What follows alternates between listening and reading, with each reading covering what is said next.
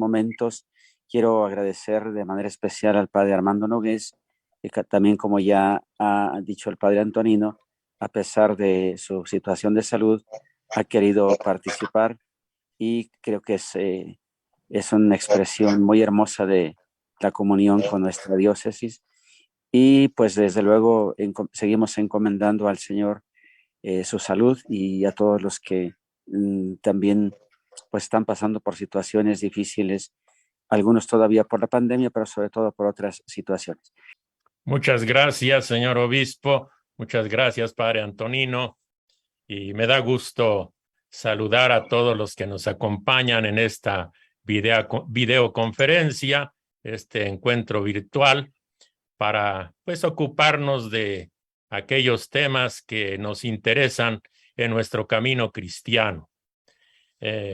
Cuando el padre Antonino anunció esta semana bíblica, había puesto como tema, y es el tema pues de nuestra reflexión de esta semana, la visión de la antropología cristiana ante la violencia humana. Inmediatamente me recordé que el tema de la violencia es trabajado sobre todo en el libro del Génesis, en los relatos de los orígenes. Y entonces me pareció oportuno pues ofrecer una colaboración para abordar este tema desde esa perspectiva sapiencial de la antropología bíblica que encontramos en los relatos de los orígenes. Sabemos que el libro del Génesis es un libro muy particular cuya interpretación siempre da lugar a conflictos, los conflictos de las interpretaciones. Buscaré entonces en esta sencilla y breve exposición no entrar en muchos conflictos y presentar algunas líneas generales de interpretación precisamente que nos permitan asomarnos un poco a su mensaje sobre la visión del hombre, sobre la antropología del Génesis, en particular la antropología presente en los relatos de los orígenes, y sobre todo para poner el acento en la manera como allí se trabaja el tema de la violencia. Quisiera en este momento proyectar una pantalla donde me interesa que veamos la organización del libro del Génesis, para ir de lo general a lo particular. Ustedes pueden ver ahí el libro del Génesis. Tiene básicamente dos partes, así se ha estudiado y se advierte inmediatamente cuando se lee el libro. Están los relatos de los orígenes, Génesis 1 a 11, y los relatos patriarcales de Génesis 12 a 50. Lo interesante es que el mismo libro del Génesis tiene unas expresiones muy particulares que se llaman las fórmulas de las Toledot o las fórmulas de las generaciones. Esas expresiones se repiten 10 veces en todo el libro y sirven para organizarlo. 5 veces en los relatos de los orígenes y 5 veces en los relatos patriarcales. Nosotros nos vamos a interesar ahora en los relatos de los orígenes, donde esa fórmula llamada de las Toledot o de las generaciones aparece 5 veces. En el capítulo 2, versículo 4, y luego en el capítulo 5, en el capítulo 6, en el capítulo 10 y en el capítulo 11. Es una fórmula que organiza y estructura ese texto, y vamos a ver cómo lo hace. Paso a otro esquemita para que veamos que esa fórmula nos permite ver la generación o la Toledot del cielo y la tierra y sus descendientes, que va de Génesis 2 a Génesis 4:26. Luego viene la generación o la Toledot de Adán y sus descendientes, en el capítulo 5, versículo 1 hasta el final. Luego vendría la tercera Toledot o la tercera generación, la generación central, que es la generación de Noé y de sus descendientes, que va de Génesis 9 a Génesis 9:29. La cuarta Toledot o cuarta historia o cuarta, diríamos, generación es la de los hijos de Noé y sus descendientes. A partir del capítulo 10, del capítulo 10 al capítulo 11, versículo 9. Y la quinta Toledot, y así se completan estas 5 Toledot, es la Toledot de Sem y de sus descendientes. De esta forma, el relato aparece organizado. Naturalmente que el primer capítulo del Génesis no es una Toledot, porque Dios no engendra, Dios no genera, Dios crea. Y por eso el primer capítulo está encabezado con la primera frase: en el principio Dios creó el cielo y la tierra. Pero después de ese primer capítulo aparecen las 5 Toledot, las 5 generaciones. Y eso es precisamente lo que quisiera en este momento que nosotros le prestáramos atención para ver allí, quisiera ver también que en esta presentación de las Toledot se introduce un tema importante, que es el tema del pecado y el tema del perdón.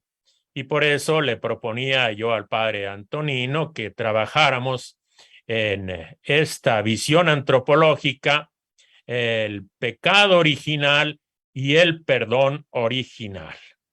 Y voy a volver a presentar nuevamente una pantalla en donde voy a...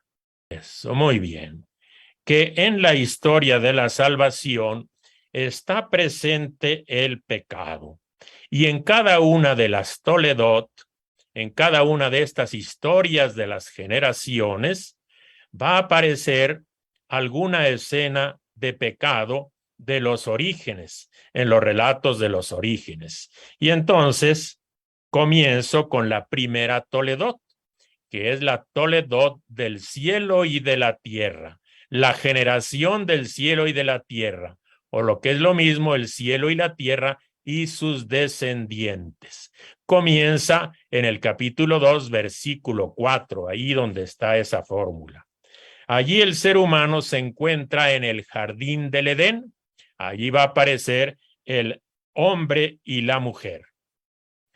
Dentro del Edén habrá un pecado, y es el pecado de los padres, el pecado del hombre y de la mujer.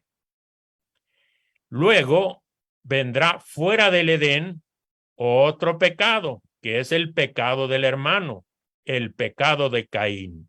En la primera Toledot habría, en nuestra terminología, 2 pecados, además de muchos otros elementos. Bueno, pasamos a la segunda Toledot, que es la Toledot o la generación de Adán, o de Adán y de sus descendientes, en donde se nos presentan los 10 patriarcas anteriores al diluvio, que son los hijos de Adán, la Toledot de Adán. Y allí va a aparecer un pecado muy particular, que es el matrimonio de las hijas de los hombres con los seres celestes.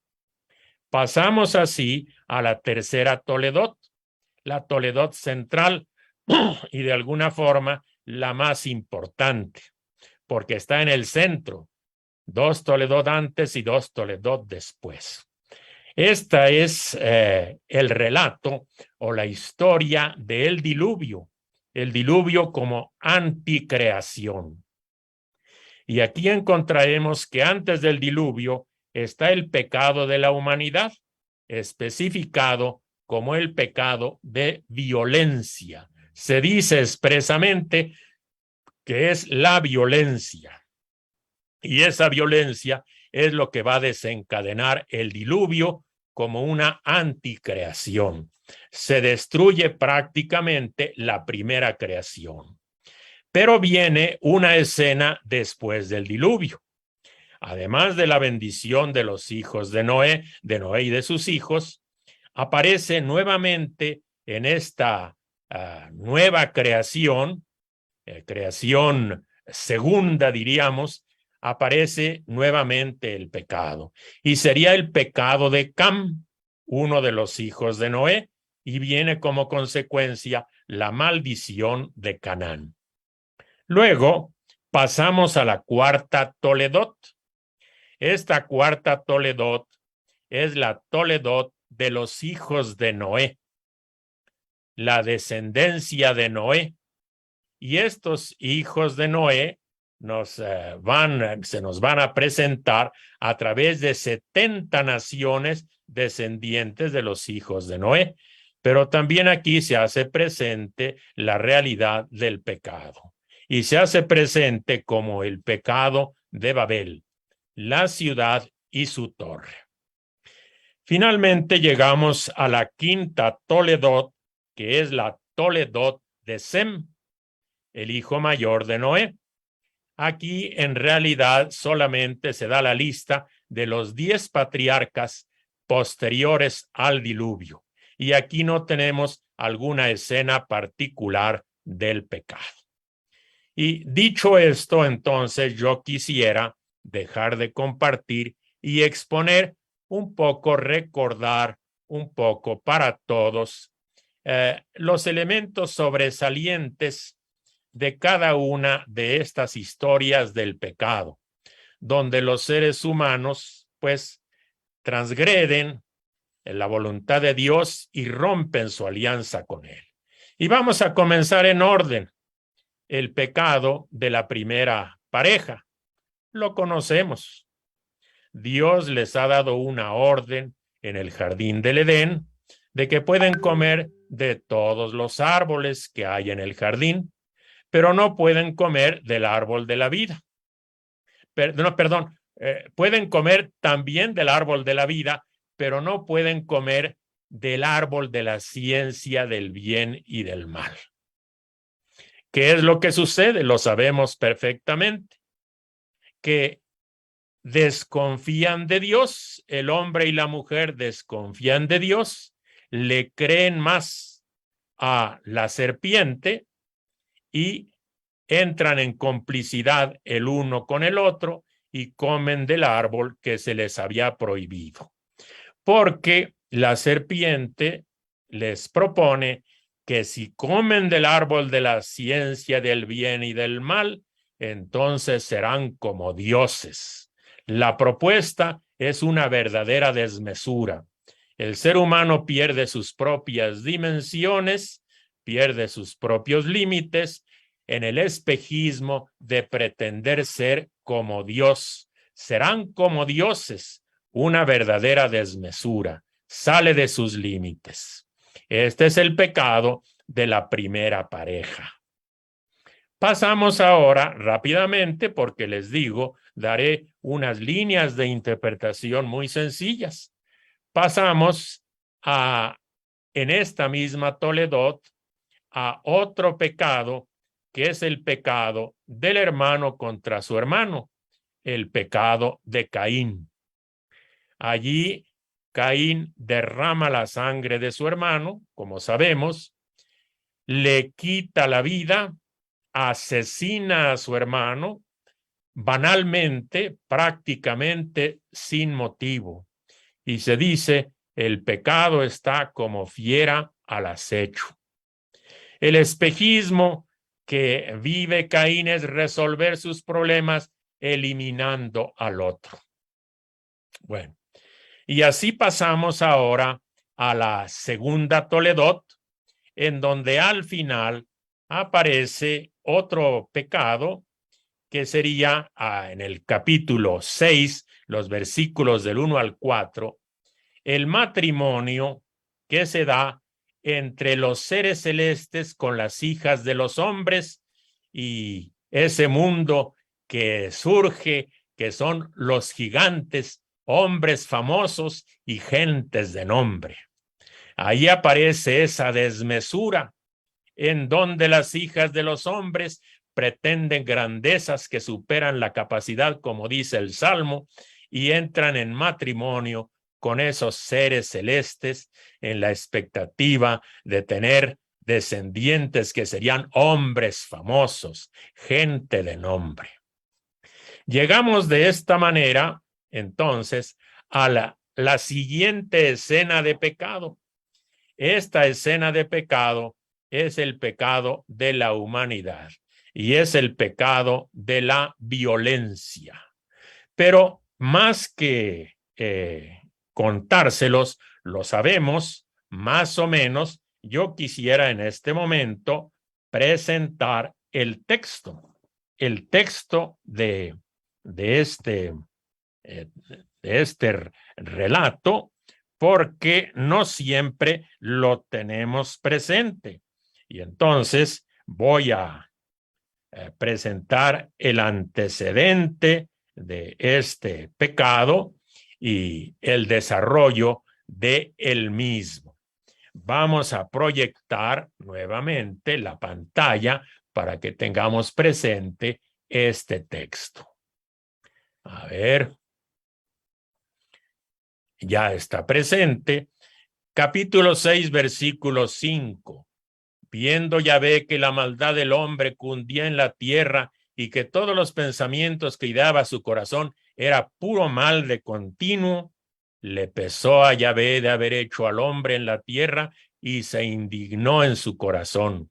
Y dijo Yahvé: voy a exterminar de sobre la haz del suelo al hombre que he creado, desde el hombre hasta los ganados, las sierpes y hasta las aves del cielo, porque me pesa haberlos hecho. Pero Noé halló gracia a los ojos de Yahvé. Y entonces sigue el relato. Esta es la historia de Noé. Noé fue el varón más justo y cabal de su tiempo. Noé andaba con Dios. Noé engendró 3 hijos, ahí están, pero la tierra estaba corrompida en la presencia de Dios. La tierra se llenó de violencias. Dios miró a la tierra y he aquí que estaba viciada, porque toda carne tenía una conducta viciosa sobre la tierra. Entonces dijo Dios a Noé: he decidido acabar con toda carne, porque la tierra está llena de violencias por culpa de ellos. Por eso he aquí que voy a exterminarlos de la tierra.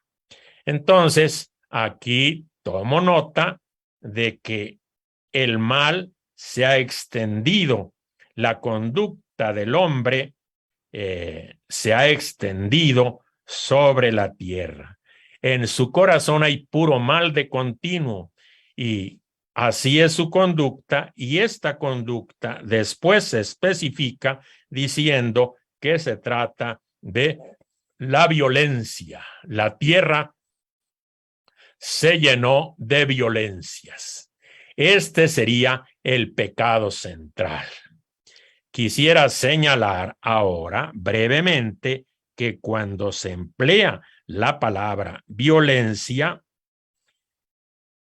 a ver, vamos a ver si logro proyectarla y si aparece en... A ver, vamos a ver, no aparece eso, dejo de compartir y vuelvo a compartir esta pantalla porque me interesa que veamos el término que utiliza la Biblia para referirse a esta violencia, que es la causante del diluvio. Ahí aparece. Está escrito en hebreo, es jamás, y jamás es violencia, injusticia, agresión, brutalidad, atropello, crimen. Esto es de lo que está llena la tierra, y precisamente esta es la causa por la cual se produce el diluvio, la destrucción de la primera creación. La tierra se llenó de violencias. El ser humano entra en esa actitud de usar la fuerza para atropellar a los demás. Y la conducta del ser humano arrastra consigo a toda la creación, como nos recordaba ayer el señor obispo. Esa fuerza, ese dinamismo perverso que se adueña y empapa totalmente el corazón humano, arrastra consigo a toda la creación, que sufre también y vive y está en dolores de parto. Y es justamente lo que encontramos en el pasaje, en el episodio del diluvio. Sabemos que en nuestra época la violencia ya no nos asombra. Nos hemos hecho indiferentes ante la muerte y ante el sufrimiento. Una sociedad que camina indolente hacia su destrucción. Pues bien, este sería el pecado de la humanidad, el pecado de la violencia. Vamos ahora a otra escena donde el texto bíblico explora también la realidad del pecado. Y esa escena es el pecado de Cam. Cam, el hijo de Noé, un pecado que él comete contra su padre. Sabemos que después de la primera creación y después del diluvio hay una segunda creación. El justo sin mancha, el justo Noé, sucumbió a la bebida, se emborrachó y se expuso entonces a la violencia. Dice el texto en 9:22 que vio Cam, padre de Canaán, la desnudez de su padre y avisó a sus dos hermanos. Cam entonces entró en una conducta, diríamos, inapropiada, indecorosa e impúdica, que hace referencia a las prácticas sexuales abominables de los cananeos, que se describen en varios pasajes de la Biblia. Cam es el padre de Canaán. Y entonces hay aquí una denuncia de esas conductas depravadas. Cuando Cam avisa a sus hermanos, expone pues a su padre al exhibicionismo contra toda discreción. Y de esta manera, en la Biblia se va denunciando estas prácticas sexuales de los cananeos. Bien, ese sería el pecado de Cam. Y finalmente, la última escena de pecado que aparece en la cuarta Toledot es el pecado de Babel. Babel, Babilonia, la torre de Babilonia, la torre de Babel, la torre de la capital imperial, la torre del imperio. Allí, la gente que fueron a poblar esa región dijeron: vamos a edificarnos una ciudad, una torre con la cúspide en los cielos. Una ciudad y una torre con la cúspide en los cielos. Y aquí entonces caen en esa desmesura de llegar al lugar de Dios, de subirse a los cielos, de pretender estar en los cielos, que en el fondo es pues la ibris, el anhelo, el deseo, la pasión de todos los imperios y de todos los imperialismos. Es un pecado de tipo político y un pecado grave. Prácticamente ocupar el lugar de Dios, usurpar el lugar de Dios, que tiene mucha relación con el primer pecado, el pecado de la primera pareja. Serán como dioses. Se pretende con ello impresionar a todos. Así seremos famosos, es lo que ellos dicen. Y vemos pues que el resultado fue que cayeron en confusión, ya no se entendieron y se disolvió esa sociedad de la Babilonia imperial. ese deseo que tenían, esa ibris de ser famosos, de ser reconocidos, de ser honrados y valorados, simplemente porque hacen una torre grandota. Por cierto, en el relato hay una ironía de Dios muy particular contra esa torre, que Dios se baja, se inclina para ver la torrecita que habían creado los seres humanos. Bueno, es la pretensión de los imperios siempre explotadores, siempre ambiciosos, siempre rapaces, siempre depredadores, que pretenden ser los dueños del mundo.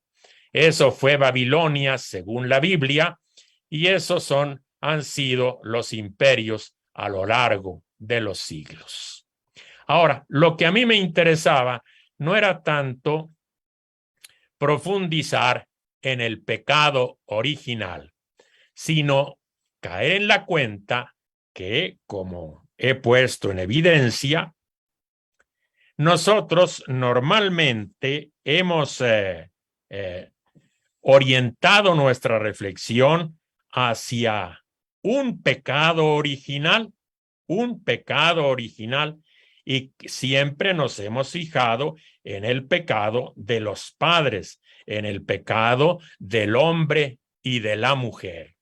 El pecado del hombre y la mujer. Ese ha sido nuestro interés y lo hemos explorado de muy diversas maneras.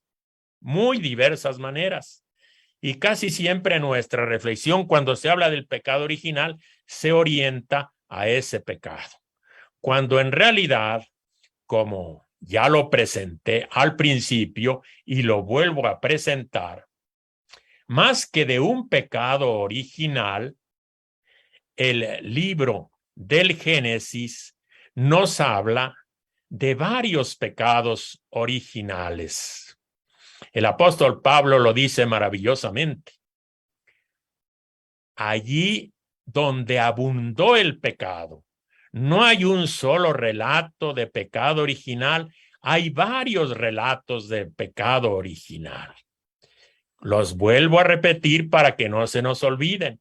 El número 1 sería el de los padres, del hombre y la mujer, pero también forma parte de pecado de los orígenes el pecado de Caín, el pecado del hermano contra su hermano. Y luego también el pecado del matrimonio de las hijas de los hombres con los seres celestes. Y luego, importantísimo, el pecado de la humanidad, precisamente el pecado de que la violencia que provocó el diluvio. Y luego viene el pecado de Cam contra su padre. Y luego viene el pecado de Babel. Por lo menos 6 historias de pecado. Entonces, ojalá y en nuestro lenguaje comencemos a utilizar la expresión pecado original. Sí, no es incorrecto el pecado original, y nos referimos al relato de el paraíso, el relato del jardín del Edén, del hombre y de la mujer. Pero hay que tener en cuenta los otros 5 relatos del pecado. ¿Qué nos dice el libro del Génesis y estos relatos de los orígenes sobre ello? Que la realidad del pecado es una realidad tan compleja, es una realidad tan difícil de entender, que hay que explorarla desde distintos ángulos. Hay que ver desde una arista, desde otra arista, cómo se apartan de la voluntad de Dios la primera pareja, pero también se aparta el hermano atentando contra su hermano, también las hijas de los hombres y los seres celestes, la humanidad completa, se aparta de la voluntad de Dios Cam, y se aparta de la voluntad de Dios también el imperio, Babilonia con su torre. Entonces, ojalá y nosotros veamos de ahora en adelante, pues la realidad del pecado un poquitito más complicada, más compleja, más amplia que el simple pecado de una pareja de seres humanos. Entonces, como diría San Pablo, no solamente hay un pecado, ¿verdad? Sino que abunda el pecado. por lo menos 6 relatos del pecado. Y hablemos entonces de los pecados de los orígenes, los pecados de los orígenes.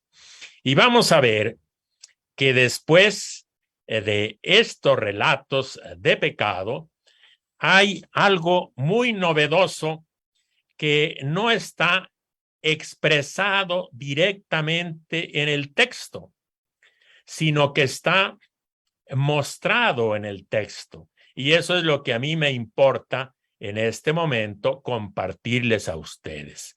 Sin duda, hay pecados originales, pero sobre todo quisiera yo notar que también hay perdones originales, perdones originales. Y con esto, pues es un tema que presenta una cierta novedad. ¿Qué pasa después de que comieron el fruto prohibido? Recordemos el texto. Se le había dicho a el hombre y a la mujer, el día que comas de él, del árbol de la ciencia del bien y el mal, morirás sin remedio. ¿Y qué cosa es lo que pasa después de que comieron el fruto? Que no murieron. No murieron. El pecado original del hombre y de la mujer tiene consecuencias, pero no murieron. Y esto es una novedad. Si no murieron, ¿qué cosa quiere decir? Vamos a decirlo, y se los digo sencillamente, que Dios les perdonó la vida. Pero el texto no lo dice. Aquí vamos en una técnica del relato. Los relatos tienen 2 maneras de exponer el comportamiento de sus personajes. Técnicamente se le llama el telling y el showing, el decir y el mostrar. A veces se nos dice expresamente con palabras qué hace el personaje. A veces no se dice, sino que se muestra lo que hace el personaje. Y esto es importante. Por ejemplo, un relato nos puede decir, fulanito de tal es un nadador. Lo dice, es el telling. Pero el relato también puede mostrarnos a ese personaje nadando. No nos dice que es un nadador, pero lo muestra nadando. Quiere decir que efectivamente es un nadador.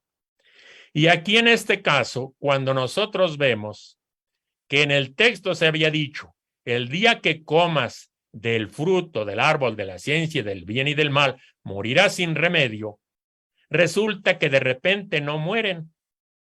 ¿Qué significa entonces? ¿Qué se nos está diciendo? ¿Qué se nos está mostrando? Se nos está mostrando el perdón de Dios. Dios que perdona al hombre y a la mujer, a pesar de que rompieron su voluntad, a pesar de que transgredieron su voluntad, no murieron. Y nosotros vemos que ese Dios, en lugar de aniquilar al ser humano, mandarle un rayo, es un Dios que lo primero que hace es buscar al ser humano. Adán, ¿dónde estás? Pregunta por él. Es Dios que busca al pecador. Es lo que se nos ha hecho reflexionar muchas veces. Dios lo ha perdonado y busca al pecador. Ahora, este hecho de que Dios perdone, de que les haya perdonado la vida, no significa que cerró los ojos ante su comportamiento, porque el ser humano, con un comportamiento contrario a la voluntad de Dios, va a tener que afrontar las consecuencias. ¿Y qué se nos dice? Se les abrieron los ojos y se dieron cuenta de que estaban desnudos. Y entonces las consecuencias que van a pagar va a ser la maldición de la serpiente, consecuencias para la mujer, dolores de parto, etcétera, etcétera, dominio del varón, consecuencias para el varón, la tierra que no produce, también el trabajo que lo cansa. Son consecuencias. Y la consecuencia más fuerte, pues que son exiliados del Edén, exiliados del jardín. Pero no murieron. Dios les perdonó la vida. Y para que puedan vivir en su nueva condición, vean ustedes, el ser humano se habían hecho túnicas de hoja de parra, ¿verdad? Se hicieron perdón, no túnicas, se hicieron un taparrabos con esas hojas, y Dios en su generosidad les hizo túnicas de piel y los vistió. Así de generoso es Dios después de ese pecado, el pecado de los padres, el pecado de la pareja, la primera pareja. Vamos a ver qué pasa después del fratricidio. Nosotros ya sabemos por la tradición bíblica que se nos dice en varios pasajes de la Escritura que quien vierta sangre, su sangre será vertida. En Éxodo 21:12 se nos dice, el que hiera mortalmente a otro, morirá. ¿Y qué es lo que sucede? Que Caín mató a Abel, pero Caín no fue condenado a muerte. Caín no murió. Caín no murió. ¿Qué cosa sucede? Que Dios entonces le perdona la vida a Caín el asesino. Y Dios lo busca. Caín, ¿dónde está tu hermano? ¿Qué has hecho? Y luego Dios le dice y le protege, le cuida, diciendo, quien mate a Caín lo pagará 7 veces. Fíjense, Dios se preocupa y cuida al asesino. Y lo cuida de tal manera que hasta puso una señal a Caín para que nadie lo mate. Diríamos, aquí está el antecedente bíblico de los derechos humanos para los criminales, sobre todo a todas esas gentes que quieren matar a los criminales inmediatamente. ¿Qué cosa es lo que vemos? Que sin embargo Caín tiene que afrontar las consecuencias de su ruptura de la voluntad de Dios, de sus malas acciones, y Caín tiene que irse al destierro, lejos de este suelo, y además Caín queda maldito. Lejos de este suelo, Caín queda desterrado, pero Caín no muere, se le perdona la vida, no muere y se le da la oportunidad de reconstruirse. Dejo por el momento la situación del pecado, nada más una breve alusión del pecado de las hijas de los hombres con las seres celestes. Nada más señalar que a raíz de esa desmesura, simplemente la edad del ser humano, que antes tenía varios cientos de años, como se ven los patriarcas antediluvianos, la edad se disminuye a 120 años. Bueno, y paso ahora al pecado de la violencia, que fue el que produjo el diluvio. Dios dice que va a destruir al ser humano que ha creado y va a destruir los ganados, las sierpes y las aves. Voy a exterminar al hombre que ha creado. Pero ¿qué sucede? Que Noé halló gracia a los ojos de Yahvé. Y entonces la vida de Noé es salvada.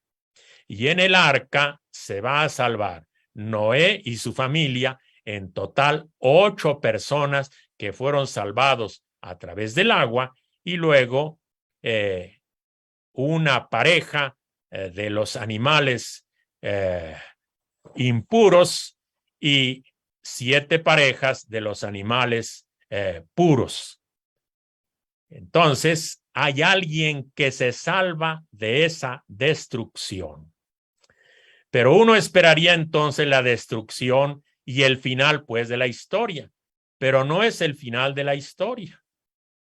Después del diluvio hay una segunda creación, una nueva creación, menos perfecta que la primera, pero es una nueva creación.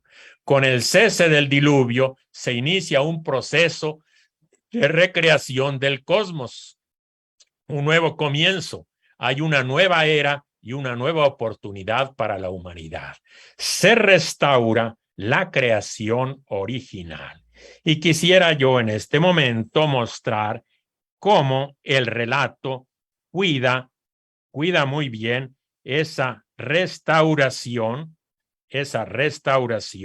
de la creación original, con expresiones muy particulares que se emplean en el relato. Voy a presentar el esquemita, esperamos que aparezca. Ustedes ven, en la primera creación encontramos que sopla el viento, pues también después del diluvio sopló el viento. En la primera creación se separan las aguas.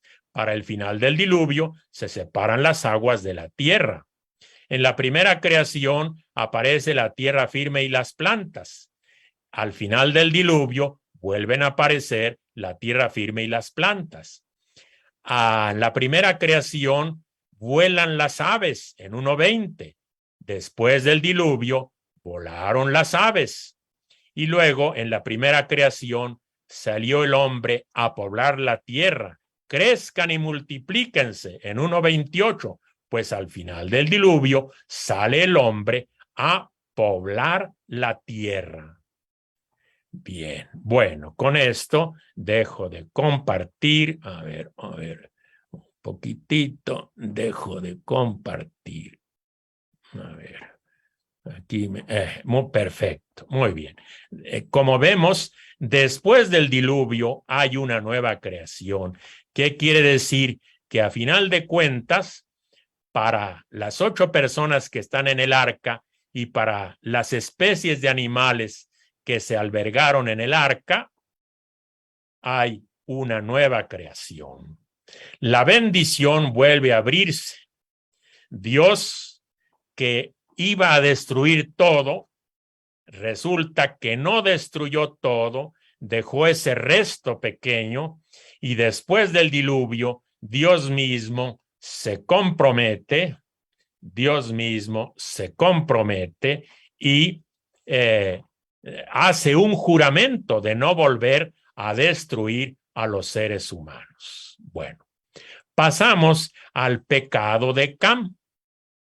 Cuando despertó Noé de su embriaguez, supo lo que había hecho su hijo menor. Y ese es un pecado grave. Lo leemos en Levítico 18.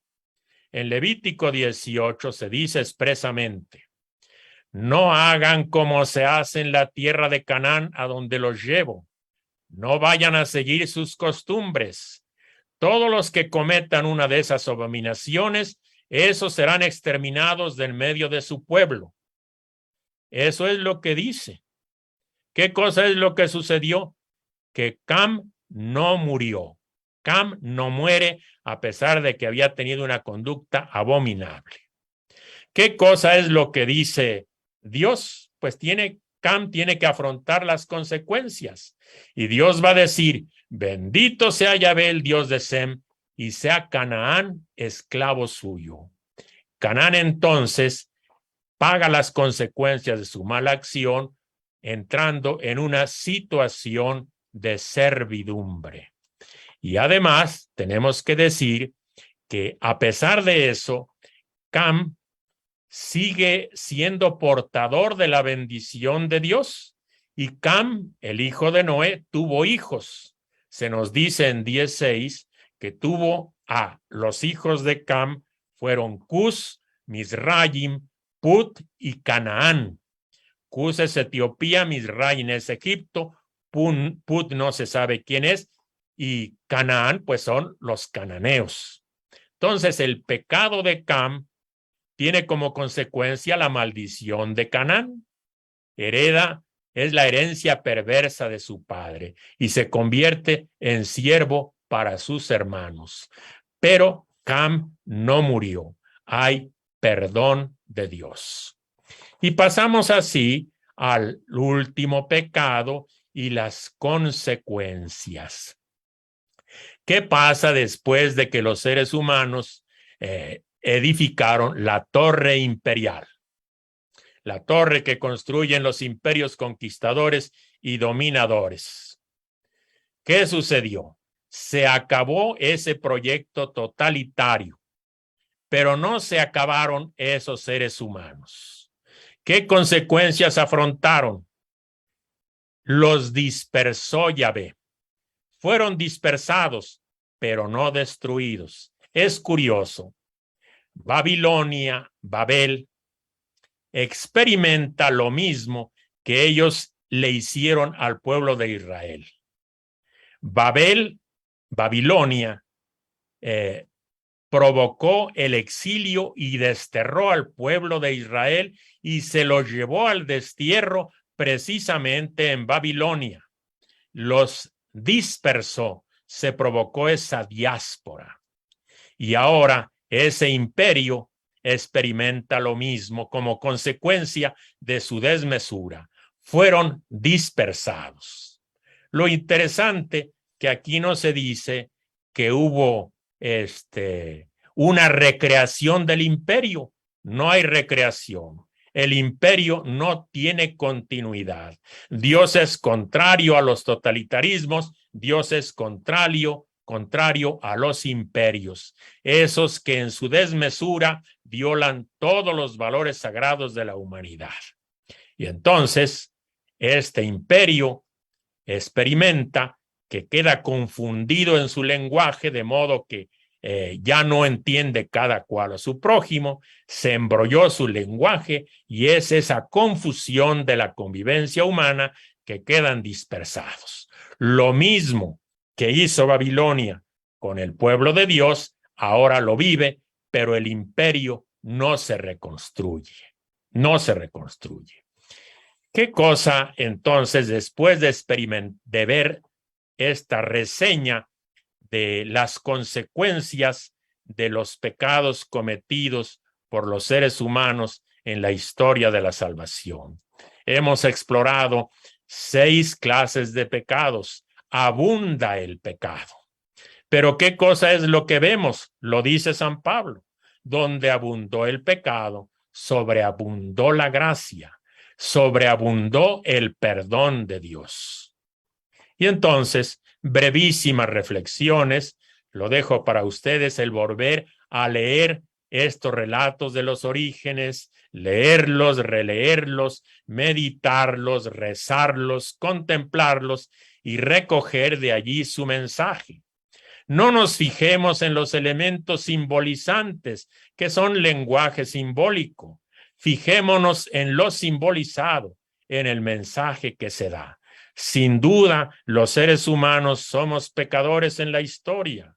Somos sujetos que nos podemos apartar de la voluntad de Dios y que tenemos que enfrentar las consecuencias de esa ruptura con nuestro Creador.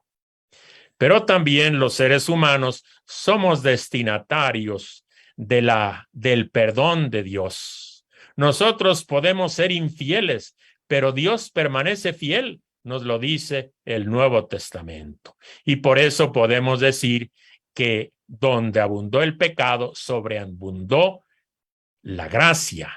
Donde abundó el pecado y hay pecados originales, también hay perdones originales, claramente marcados en esos textos. Hay que leerlos y meditarlos, que Dios no quiere la muerte del pecador, sino que se convierta y viva. Así dice el Nuevo Testamento, sin duda, después de una grande meditación de estos textos. Entonces, la historia de la salvación incluye el pecado humano, pero también la historia de la salvación incluye la gratuidad y el perdón de Dios, que es incondicional y que es infinitamente generoso. Hay pecados originales, pero sobre todo hay que remarcar, hay perdones originales. Yo no sé por qué nuestras teologías de todas las confesiones se insiste tanto en el pecado original y no se insiste de igual manera, en primer lugar, en la bendición original. Cuando Dios crea al ser humano, lo bendice, y esa bendición no la abolió ni siquiera ninguno de esos pecados originales. Pero sobre todo hay que insistir en el perdón original, en la bondad de Dios, en la generosidad de Dios, que no quiere la muerte del pecador, que eso no se nos olvide. A algunas personas a veces se les dice, es que naciste en pecado, es que nacimos en pecado. Se repite, y sobre todo en los tiempos de Cuaresma. Sin duda el pecado está presente en la historia, pero eso no es lo decisivo. Lo decisivo es que nacemos con la bendición de Dios. Toda criatura, todo ser humano nacemos con la bendición de Dios. Caminamos en la vida con la bendición de Dios.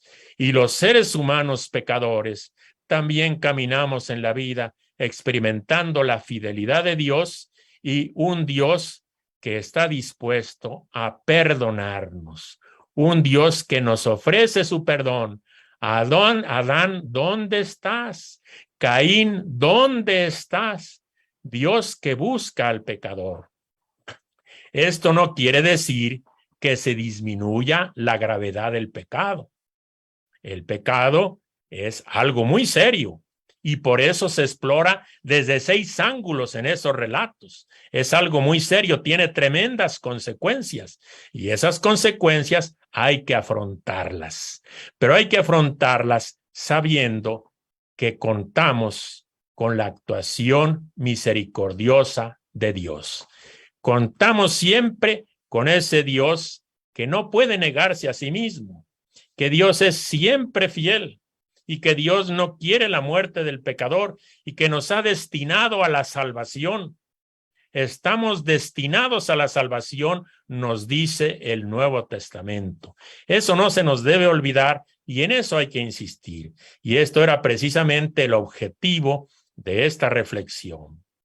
Que si bien existe el pecado y los pecados originales, sobre todo existe el perdón y los perdones originales de Dios, y que caminamos entonces en la vida siempre con esa certeza de que Dios es generoso para perdonar. Entonces, no vivamos como personas que se sienten bajo el pecado. Vivamos como personas, como hijas e hijos de Dios, que se sienten a la sombra de su Creador, a la sombra del Omnipotente, siempre perdonados por Dios, benditos por Dios. No hay ningún ser humano maldito que nazca maldito. Podemos tener comportamientos malditos y a veces nos echamos encima consecuencias de esas maldiciones, pero no nacemos malditos, no nacemos empecatados. Nosotros nacemos con la bendición de Dios y caminamos en la vida con esa bendición. Y cuando pecamos, Dios siempre tiene dispuesto su perdón. Entonces, somos seres humanos que necesitamos del perdón de Dios. El perdón original permanece. Así como permanecen consecuencias del pecado original, creemos que también permanecen las consecuencias del perdón original. Y quisiera yo concluir nada más, a ver si logro proyectarlo, un pasaje muy sencillo, pero que ha sido, diríamos, a ver, creo que no lo tengo aquí, a ver si lograra proyectarlo, creo que lo tengo por acá, lo voy a mostrar. A ver, muy bien, aquí está, ahora lo proyecto, ya no encuentro dónde está, a ver, bueno, ¿dónde está el? A ver, parece que ya está, voy a ver si lo logro proyectar. Muy bien, comparto. A ver, ya está aquí. Vean ustedes, quiero que eso que está marcado con letra amarilla es un párrafo del número 3 de la exhortación Evangelii Gaudium del Papa Francisco. No se cansa el Papa de repetirlo, dice, Dios no se cansa nunca de perdonar. Somos nosotros los que nos cansamos de acudir a su misericordia. Y con esto yo concluyo. De esta reflexión donde hemos explorado los pecados originales y donde hemos visto los perdones originales de Dios, que nos quede clara en la conciencia que Dios no se cansa nunca de perdonar. Somos nosotros los que nos cansamos de acudir a su misericordia. Y con esto, pues, se ha cumplido el tiempo. Les agradezco mucho su atención. Esperamos que esta sencilla reflexión de algunas líneas que ayudan a interpretar los primeros capítulos del Génesis en ese aspecto del pecado y el perdón, pues iluminen nuestro camino cristiano. Muchísimas gracias. Busca su gloria.